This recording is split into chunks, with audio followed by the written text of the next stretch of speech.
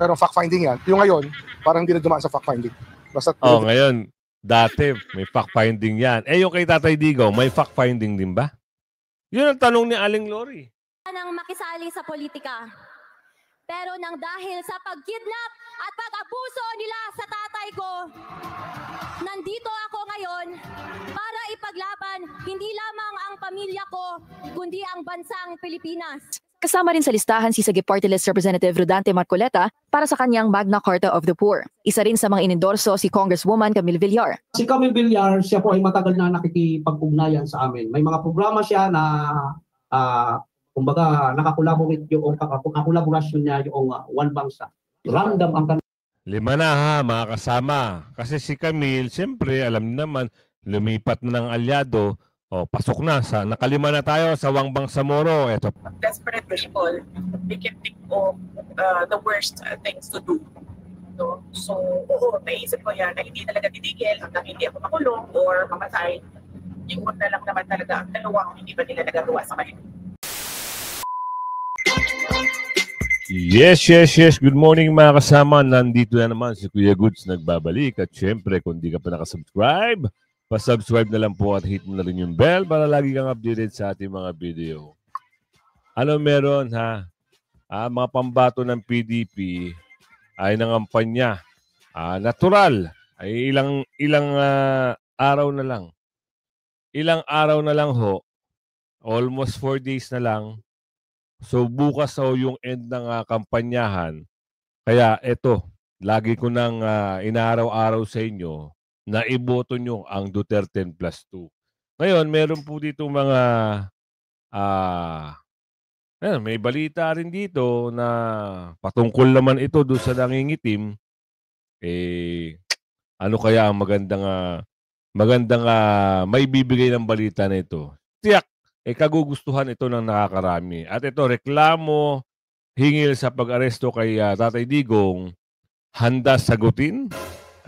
Oo, kailangan nyo sagutin yan. Dahil, hinihingi ho ng ombudsman yan. At meron pa rito, BP Sara, worried ba sa posibleng dayaan sa eleksyon? Ayan, nasasagutin ni BP Sara mamaya.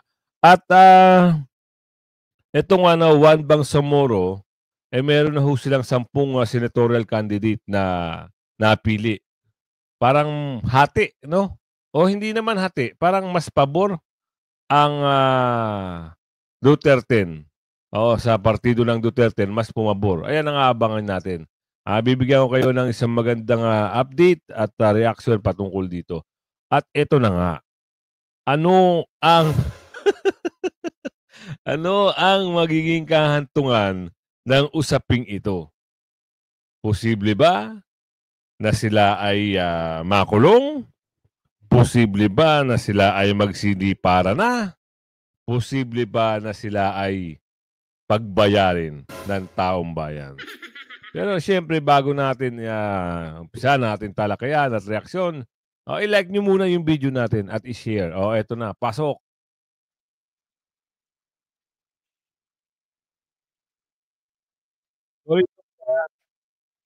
Hindi natin na ipasok agad. Ano ba yan? Nagmamadali ka kasi, Kuya Goods eh. Ano yung pag-uusap dito? Ito na. Nang pasagutin sila ng ombudsman patungkol sa illegal na pag-aresto kay dating Pangulong Duterte at dalhin pa sa dahig Netherlands, sila naman ngayon ang humihingi ng due process. Kino-question ngayon ni Boying Remulla ang desisyon ng ombudsman na sila ay pasumitihin ng counter affidavit. Meron siyang sinabi doon sa interview sa kanya. Dapat daw merong fact check muna, no? Bakit daw minadali? Yun ang sabi niya. Bakit ho nung inaaresto si Tatay Digong? Parang ganyan din naman ata yun eh. Minadali. Ang problema, pag kayo na, sabi dito ni Aling Lori, bakit ganun? Kailangan nyo magsalita ng ganyan. Yung tao nga, hindi nyo binigyan ng ganun kagaya ng ginagawa nyo. Sabi ni Aling Ledesma. Tapos hingi kayo ng due process. Sabi dito sa video tuloy. Ano kayo ngayon? Ngayon naman, naghahanap ka ng due process Oh. dahil all within bounds ka mo ang action mo, Remulla.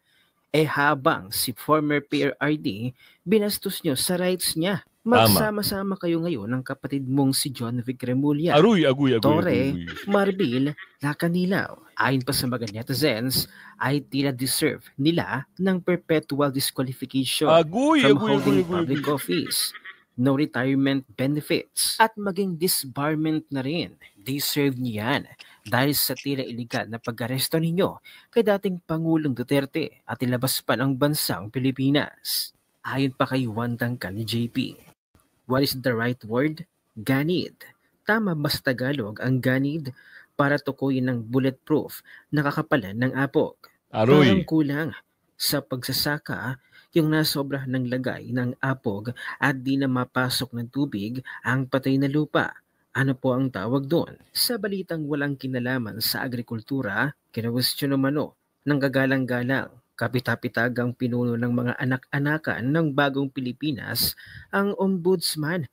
Ombudsman po, hindi optical media board.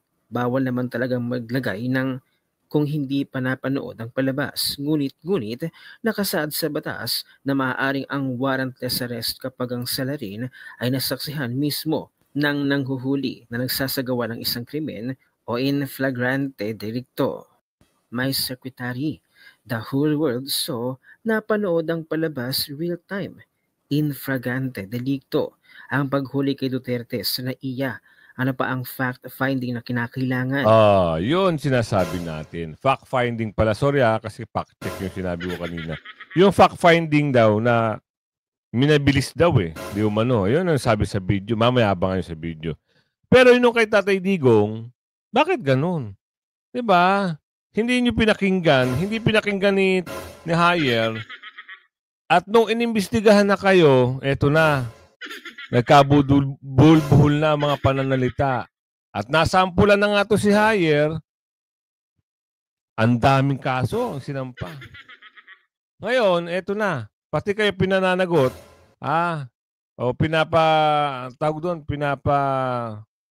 comment, 10 araw ang binigay Diba? Para sagutin, magbigay kayo ng affidavit patungkol sa pag-aresto. Ano na naman? Meron na naman kayo. Parang nangyari, kay Tatay Digong, okay lang. Bahala siya. Oo. Kayo, hindi pwedeng ganon. Wow! Ang saklap. Diba?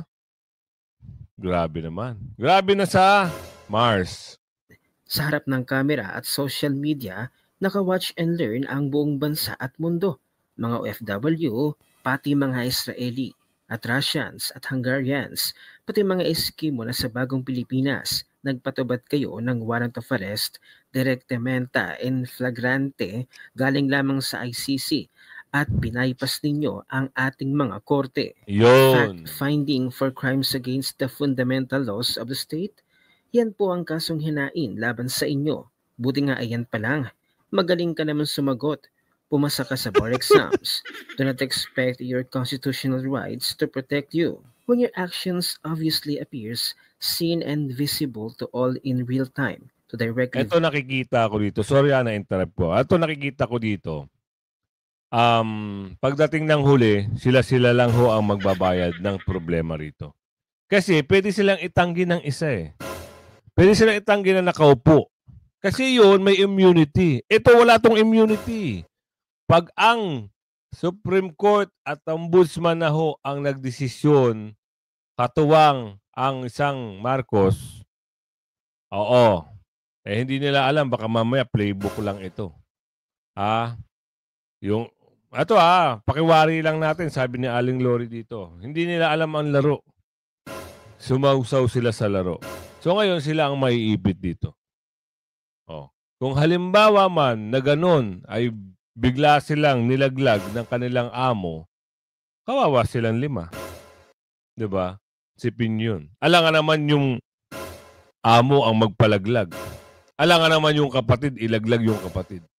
Diba? Kung halimbawa ganun ang mangyari mga kasama, na-analyze nyo, kung magkataon na talagang magigipit at magigipit na yung leader, yari itong mga ito. Sasabihin lang ng leader hindi ko naman inutos yan di ba? Ano kayo ngayon? Ombudsman na ngayon, nasagutin nyo ngayon dito. Ito pakinggan natin kung ano yung sabi dito. Ano ba ang pag-uusap dito? Reklamo hingil sa pag-aresto. Handang sagutin. Ano daw? Handa raw sagutin ng 5 opisyal ang reklamo ni Senadora Amy Marcos kaugnay ng pagkaka-aresto kay dating Pangulong Rodrigo Duterte. Git naman ng isa sa kanila na si Justice Secretary Boying Rimulya, ginagamit lang daw ni Senator Amy Digong para sa eleksyon. Nasa frontline ng balitang yan si Camille Sabonte. Duda si Justice Secretary Boying Rimulya sa naging proseso ng Ombudsman matapos itong pasagutin ng kalihim at 4 pang matataas na opisyal kaugnay ng pagka-aresto kay dating Pangulong Rodrigo Duterte. Pero hindi malinaw ang procedure kasi dati merong fact-finding yan. Yung ngayon, parang hindi na dumaan sa fact-finding. Basta ngayon, dati may fact-finding yan. Yung kay Tatay Digong, may fact-finding din ba? Yun ang tanong ni Aling Lori. Kaya nagulat na lang kami. Ngayon, parang meron atang parang meron atang mali. Di ba? Diretso kagad sa amin. Nag-ugat ang reklamo sa report ni Senadora Amy Marcos sa chairperson ng Senate Committee on Foreign Relations na nagrekomendang sampahan sila ng reklamong kriminal at administratibo. Handa naman daw si Rimulya na sagutin ang reklamo. Everything that happened was within legal bounds. Lahat naman yan according to law. Gate pa ng kalihim, tila ginagamit lang ni Senadora Amy para sa eleksyon ang pagka-aresto kay Duterte. What was contained was a chairman's report. So that's a little strange. Kasi parang in-aid lang yan. Parang gusto lang talaga makakuha ng publicity tungkol sa election. Ganun ba yun? Hindi ba pwede tama yung ginawa ni Senator Amy? Parang, kung sa inyo publicity yung ginagawa ni Miss Amy sa sambayan ng Pilipino na apektado sa ginawa ng mga durobo, ng mga umaresto kay Tatay Digong, hindi maganda ang ginawa ni Ate Amy dahil nabuksan niya ang daan para doon at panagutin ang mga nagkampi-kampihan. Tama mga kasama, di ba? Survey tayo. Naniniwala ba kayo dito sa ginawa ni Ate Amy? Na binuksan niya ang pintuan para naman kahit papano merong managot. Doon naman sinasabi na publicity, ewan ko lang Type nyo sa comment section mga kasama. Magsusumite rin ng kanyang counter affidavit ang isa pang sangkot sa reklamo na si PNP Chief General Romel Marbil. Nothing to hide. Ang sabi ko nga, ang ginagawa lang mo namin is really to assist po yung Philippine Center of Transnational Crime in implementing a warrant of arrest na inisyu po ng ICC. Yun. Tiniyak naman ng palasyo na sasagutin din ng tatubang opisyal na sina Interior Secretary John Vic Rimulya, PNP CIDG Chief Nicolas Torre III at Special Envoy for Transnational Crimes Marcos Lacanilao ang reklamo. Ang mga natataka nga ako dyan sasagutin yung tatlo yung sinabi dito. Hindi nga makapagsalita yan, nagtuturo-turuan nga yan nung nagkaroon ng hearing abangan na lang natin mga kasama. Sabi ni Aling Lori dito, galingan nyo mag-counter affidavit kasi malinaw na malinaw daw na talagang may problema, merong error, merong hindi maganda doon sa pag-aresto. Due process na ibigay ba? Hindi. Yung hinihiling ni Tatay Digong na anak niya ay papasukin dahil siya ay magiging abogado ni Tatay Digong, hindi pinapasok. Dinala ba sa local court? Hindi rin. Binigay ba yung private nurse? Hindi rin. Ano pa? Anak ng bugi. Yung trato, ano nangyari? Hindi magandang pagtrato sa dating presidente. Anak ng bugi. Anong mangyayari, Hayer? Ano na mangyayari nito? Nasabing mga opisyal ay tutugon po at sila po ay magsasubmit ng kanilang mga counter affidavits. May buwelta rin ng palasyo sa sinabi ni Vice President Sara Duterte na dapat ding managot si Pangulong Bongbong Marcos dahil impeachable offense daw ang ginawa niya ng arestuhin si Digong. Ang opinion na nanggagaling sa ating... Grabe kaya yan ng Pangulo baka mamaya mahirap ito. Ano kaya ang paliwanag dito? Kasi mahirap, baka mamaya pagdating ng hindi pala galing sa Pangulo. 'Di ba? Ayun ang hindi maganda ron. Kailangan buong puso na galing sa Pangulo talaga yung sinasabi. Mga pambato ng PDP, nangampanya na sa Alabang. Dito tayo. Ano kaya ang lagay ng ating mga kandidato? Maswerte tayo, mga kasama, dahil maganda ang ratings ng Duterte +2. Yung sa survey pa lang, panalo na. Hindi ko lang alam bakit yung iba nagpapakalat na survey. Meron ng pangalang, iba't ibang pangalan dun eh. Merong, ewan ko ba? Oo. Abangan natin dito. Anong kwento rito? Naman ang kampanyang ilang senatorial candidate ng PDP laban ni dating Pangulong Rodrigo Duterte. Yan ang agenda report ni Hannah T. Live. Mula po dyan sa Alabang. Hannah. Pinky, dito sa Alabang, ang last stop ng PDP laban bago ang meeting de avance ng partido bukas sa Maynila na posibleng daluhan ni Vice President Sara Duterte. Ilan sa mga miyembro ng KOJC ang nag-organisa ng sortie na ito. Pero bago pa man, ang grand rally dito sa tent sa Muntinlupa, nag-motorcade ng ilang miyembro ng PDP laban mula sa Muntinlupa Sports Complex hanggang makarating dito nga sa Spectrum sa Muntinlupa. Pinky, kahapon ay meeting de avance ng senatorial candidate na si Sagip Party List Representative Rodante Marcoleta sa Philippine Arena na napuno ng mga taga-suporta. Dinaluhan ito ng anak ni FPRRD na si Kitty. Second appearance niya na ito sa pangangampanya kasama ang PDP matapos ang isa ring... Grabe, no? Arena. Kinulang pa. Yung iba nasa labas, nanonood sa monitor. Ganyang karami. Ano pa? Ano pang iisipin natin? Panalo na. At doon naman sa nagsabi na, ayun nga hindi pa tayo naniniwala doon kasi ang comment sa atin ng ating mga kaibigan sa May 11 pa magbababa ng papel. Kaya doon sa nauna nagkwento, boss, hindi muna ako maniniwala sa iyo ha. Dito ako maniniwala pag may papel na akong nakita doon sa ating kaibigan mga kaanib. Tuloy natin to. Campaign rally sa Quezon City. Nandun din ang kanyang inang si Honilet Abansenia na nagpahiwatig ng pagsabak ni Kitty sa politika ayon sa payo ni FPRRD. Ako ay isang 21-year-old college student lamang at ayaw ko sanang makisali sa politika. Pero nang dahil sa pagkidnap at pag-abuso nila sa tatay ko, nandito ako ngayon para ipaglaban hindi lamang ang pamilya ko, kundi ang bansang Pilipinas. Yes! Alam mo, umiiyak yung anak ko kasi kung pwede lang sana hindi siya mapasok sa politika. Ano narinig ko, sinabi ng papa niya, mag-aral ka at sumunod ka rin sa yapa ko. Ibinahagi pa ni Honilet na alam daw ng dating Pangulo kung gaano kaayos ang Iglesia ni Cristo o INC na nagre-reflect umano sa desisyon ni Marcoleta. Binabakapan ngayon ng INC members ang kandidatura ng senatorial bet. Sa ngayon, Pinky, ilang senatorial candidates ng PDP ang inaabangan nating dumating dito sa Alabang. Pero kanina, dumating na si Senador Bato de la Rosa na kaninang umaga ay nag-motorcade sa Pampanga kasama si dating Pangulo at ngayon Pampanga 2nd District Representative Gloria Macapagal Arroyo. At inaasahan din natin na dumating ang ilang PDP laban senatorial bets kasama dyan si Attorney Vic Rodriguez at iba pang mga kandidato ng PDP. At katunayan, batay sa mga nakaraang survey ng ilang survey firms, ang pasok lang sa winning circle ng mga senador na pambato ng PDP ay sina Senador Bongo at Senador Bato de la Rosa. Medyo hindi po kami kumbinsido doon na dalawa lang ang pasok. Dito, tignan natin kung ilan ang papasok dito. Bangsamoro to One Bangsamoro. Hindi man nakumpleto, pero nakakalamang tayo. Pero siyempre, dahil sa tulong nyo mga kasama, kayo nasa kamay nyo ang desisyon, isolid natin. Huwag kayong magtatapyas. Basta isolid lang natin. Huwag kayong makinig sa mga nababalitaan nyo na 2 lang ang papasok, 4 lang ang papasok. Isipin nyo, ipanalo natin lahat ng Duterte. Panalo natin. Ito, pasok dito para maintindihan ng lahat. Ilan ang lamang natin. Hindi magpapahuli ang Muslim vote. Ang One Bangsamoro Coalition may napili ng mga kandidato sa pagkasenador na susuportahan sa halalan. May napili na.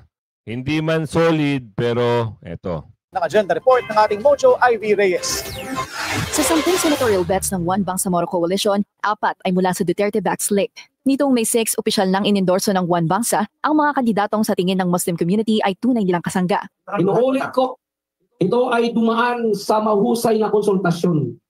Dumaan sa masusing pananaliksik at pagtatanong doon sa aming mga kababayan mula Sulu hanggang Apared. Una, si Attorney Vic Rodriguez. Pangalawa, si Senator Bato de la Rosa. Ayon sa One Bangsa, kinakitaan nila ng dedikasyon sa mga Muslim ang senador dahil sa co-sponsorship nito sa pagtatayo ng Philippine Congress Bangsamoro Forum noong 2022. Ang Malasakit Health Centers naman ni Senator Bongo na mayroong 5 istasyon sa BARM ang rason kung bakit importante raw si Go sa usapin ng social services. Kasama rin sa listahan si Sagip Party List Representative Rodante Marcoleta para sa kanyang Magna Carta of the Poor. Isa rin sa mga inendorso si Congresswoman Camille Villar. Si Camille Villar, siya po ay matagal na nakikipag-ugnayan sa amin. May mga programa siya na kumbaga nakakolaborasyon niya yung One Bangsa. Random ang 5 na ha, mga kasama. Kasi si Camille, siyempre, alam niyo naman, lumipat na ng alyado. O, pasok na. Nakalima na tayo sa One Bangsamoro. Ito pa. Bukod kay Villar, suportado rin ng grupo sina Senator Pia Cayetano, former Senator Gringo Hunasan. 6, 7. Ay alam niyo naman, ang Cayetano, si Alan, nakasuporta kay Tatay Digong. Si Gringo Hunasan, inendorso ni Tatay Digong, 7 na po tayo. At ang kapwa nila mga Muslim, sina Workers and Peasants Party Bet Subair Mustafa at Makabayan Coalition candidate Amira Lidasan. Para sa natitirang... So, 7, wala man lang pumasok na bulok. Oo. Meron pa dito, meron pang natitirang 2 ito. Patuloy natin. 2 slots sa pagkasenador, mayroon para silang 6 na pinagpipilian. Pero sa ngayon, prioridad nilang iendorso ang mga kandidatong umaksyon na sa mga problemang kinaharap at kinakaharap ng mga Moro. Kung mayroon... So, basta tayo 7 na ang nakapasok sa One Bangsamoro. Nangangamba pa ba si BP Sara na madaya? Nangangamba, syempre. Kahit sino naman, alam nyo naman ang kwento ng melek-melek na yan. Diba? Merong mga problema na babanggit si Atty. Respicio, pero na-resolve na ho. Yun, meron na silang rules na hindi i-connect ang internet habang nagbobotohan. I-connect lang pag magtatransmit na. At siyempre, meron na hong panalo. Dapat ganon. Pero sa usapin na mas nakakalamang, panalo na ho. May lalamang at may lalamang sa Duterte. Pero ang hinihiling natin, mga kasama, isolid natin ang 10 na plus 2 para sa tunay na pagbabago. BP Sara, oo, ikaw lang talaga at mga alyado mo ang inaasahan namin na magbibigay at magbabalik at manunumbalik na mga pagbabago. Ina-finalize na lang namin yung schedule namin after May 6. At natatapos na kami by May 9, Friday, yung May 10 reserve na yun para sa mga emergency requests. And then May 11, Sunday, merong Solidarity Mass for honest, orderly, and peaceful elections sa Davao City. So yun yung Pero ma'am, di ba nag-commit kayo ma'am na you will be there for the pinasawag kayo ng NBI? Yes, oo. Kasama na sa schedule namin yun. So big kayo ng May 8 to be there for the PI? Yung schedule namin sa NBI, sinulat nila, sa subpoena nila is May 9 and May 16. And then nag-usap kami ng lawyers. Napag-usapan namin na May 9 pupunta para mag-post doon sa counter-update. Okay. How confident are you? Given the limited time, kasi hindi pa kayo nakaka-join mismo talaga sa mga candidates. You have your own lakad, PDP has its own. How confident are you for the debate of the Duterte? Well, as with any elections, hindi namin alam kung ano talaga yung results. But so far, kung basihan lang naman natin yung reception o pagtanggap ng mga tao sa mga senator candidates na Duterte ng PDP, okay naman. I think we have more than a majority support. Yes. Siyempre, meron din kaming concerns sa DIAN. Yun, at meron din kaming concerns sa yung vote buying kasi narinig namin ngayon na yung mga local candidates ng administration ay meron daw mga tupad and naiks and akap budget na pinamimigay. In fact, dito sa Zamboanga City, ang balibalita ay 4 times a day namimigay ng akap. Okay. Grabe, Actually, no? Ma'am Comelec mismo ang nagsabi, yung pinakarampat daw talaga ngayon ng forma ng vote buying is through mga ayuda. Ay, extorted. Wala kayong balak, any action about that sa mga ginagawa nilang form of vote buying through that ayuda? Kakausapin namin yung partido ng PDP with regard to sa abuse ng AKAP at AIX. Pero ang unang-una kasi nito ay binigyan sila ng exemption ng COMELEC. Ang DSWD ay binigyan ng exemption sa mga ayuda programs nila. So, lumalabas na parang ang legal vote buying ang nangyayari ngayon. Okay. Ma'am, kahapon tinanong na namin ganito, pero yung about pa rin doon sa ginawang political attack sa inyong family, any latest on that, ma'am? Dahil doon sa pagpapal po ng complaint kay Congressman Pulong. Nakausap niyo na po siya? Hindi ko pa nakausap si Congressman Pulong Duterte, pero as I said yesterday, masyadong klaro yung pattern ng administration na kapag meron silang kapalpakan ay nililihis nila ang issue at yung storya doon sa papunta sa pag-atake sa kalaban nila sa politika. Alright. Ma'am, ngayon ba, like, percent na kayo na sure for the 2050? Ang daming klamo ng tao. You see that wherever you go. Yes, oo. Nakikita ko yung panawagan ng mga tao. At hindi ko lang yan nakita ngayon. Nakita ko din yan noong 2020. Yes. Nakita ko din yan noong 2019. Nandyan pa rin. Naiintindihan ko yung kagustuhan nila, pero malapit naman na ang end of 2026 at yun yung binigay sa akin na deadline ng mga campaigners para mag-announce kung tatakbo ba talaga o hindi. Sorry for asking this, Bibi. Kung sa percentage, like how many percent are you now inclined to run for 2015? Hindi ko talaga masagot yan. Subukan natin pagkatapos ng eleksyon. Pagkatapos namin mag-assess sa nangyari na eleksyon, na midterm elections, yung kampanya namin, yung ginagawa ng administration, yung rampant vote buying through government programs. So, kailangan namin tignan at i-assess.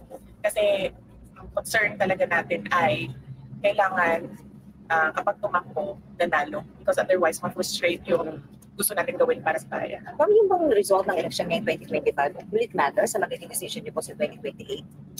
Hindi naman. Right. Pero we need to think of a strategy para sa susunod na election. And itong 2025 election ang pinaka malapit na election sa 2028 na pwedeng pag-aralan. Okay. Ma'am, recently may mga na-file po ng reklamo si Senator Ivy. May mga secretaries, may mga PNP officials, but you think meron pang mas mataas na dapat panahon doon sa nangyari po ng pagkita po kay PRRD? Oo. Dapat talaga managot ang Pangulo ng Pilipinas because he allowed foreign entity, foreign organization to interfere with our national sovereignty. So, hanggang siya dapat makasunan. Opo, kasi hindi naman mangyayari lahat yun kung walang approval ng Pangulo. Yung tinatawag natin na rendition, yung pagkidnap o pagkuha ng isang citizen sa loob ng bayan, at dalhin siya sa isang foreign jurisdiction para ipakulong doon. Hindi mangyayari yan kung walang approval ng President. Malabo na gumalaw ang mga departments ng kanya-kanya lang unless incapacitated na talaga yung president natin na hindi na talaga din niya alam kung ano nangyayari sa bayan. Which also shows a pattern as well from previous statements of the president. Tulad na lang yung raid o occupation ng PNP sa KOJC na hindi niya alam kung ano nangyayari sa loob. At mga iba pa niyang mga statements na it doesn't make sense anymore. Okay, ma'am, the impeachment, the hearing on HJK, sa confidential fund mo, and a lot more. Sa tingin mo meron ka pang asahan na pwedeng gawin nila sa inyo, ma'am? You know, really, parang you will exhaust everything really to put the 30s down. Are you expecting more, ma'am? After the impeachment, arrest of PRRD, this complaint, do you think are there more? Are you expecting more, DP? Yes, oo. Kasi, desperate people, they can think of the worst things to do.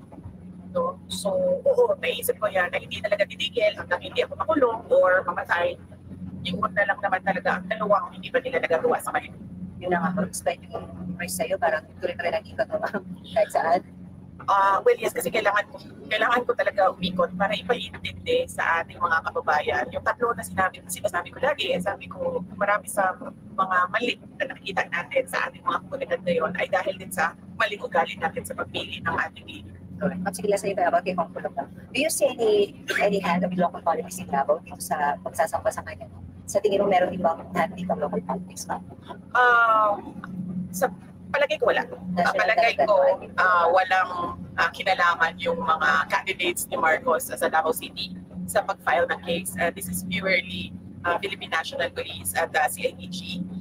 Kasi hindi naman ang nagko-control ng mga candidates ni Pangulong Marcos doon sa Davao City ay hindi naman sila eh. Sila ang kinokontrol.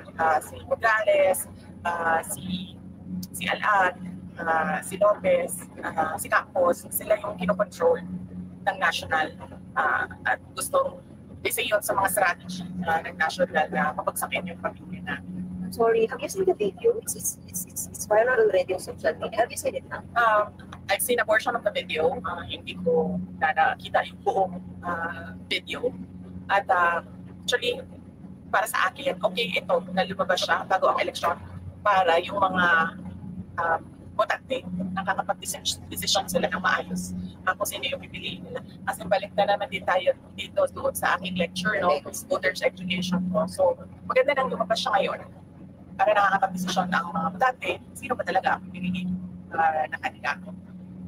At, well, yes, as I said, yun yung good thing about it. Pero, it's really a political attack. That damaging siya kay Kong Kulong, still okay with you para people will have choice this election? Oh, yes. Oo. Lahat naman ng atake nila sa amin can be taken care of by lawyers. Yung PRD sa ICC, mayroong mga abogado doon. Yung impeachment ko at mga ibang cases ko na iniimbestigahan nila, mayroong mga abogado doon. Yung kay Kong Kulong, dahil it's a complaint, meron din abogado na mag-handle doon. So, yun. Clearly, atake lang talaga siya para sa paninira and as I said, para pabagsakin yung kalaban nila sa politika. Tama lahat yan. Lahat ng sinasabi ni Bibi Sara, pamumulitika lahat ng mga kalaban yan. Ngayon ito, dahil sa AIX at tupad, garapala na ho ang pamimigay o pamamudmud ng pera. O 4 na beses nga, ika nga eh. Meron kasi ditong picture. Ewan ko kung totoo to ha. May pangalan kasi mga kasama oh. Totoo kaya ito? Ano palagay nyo mga kasama? Tatantyan nyo lang ha. Oo. Balita dito ni Tambayan ni Juan. I got 500 from Kong. Sorry but I won't vote for someone who betrayed the Dutertes. My loyalty can't be vote. Oh. Diba? Ayan ang sabi dito. Ayaw lagi. Lai, bakit 500 lang yan? Lai, hindi pwede yan. Hindi na uso ang 500 ngayon. Mahal na kilo ng bugas. Eto talagang sino nag-post nito? Ito si Tambayan ni Juan. May pangalan. Grabe. Ibang klase, no? May pangalan talaga, number 2. Ang nakalagay pa, member of the House of... yan mga kasama. Ito lang ho ay mga binibigay nating magandang upload patungkol dito sa mga balita. Hanggang sa muli abang-abang kayo at mamayang hapon meron po tayong upload. Mamayang gabi pala, sorry. Bye-bye.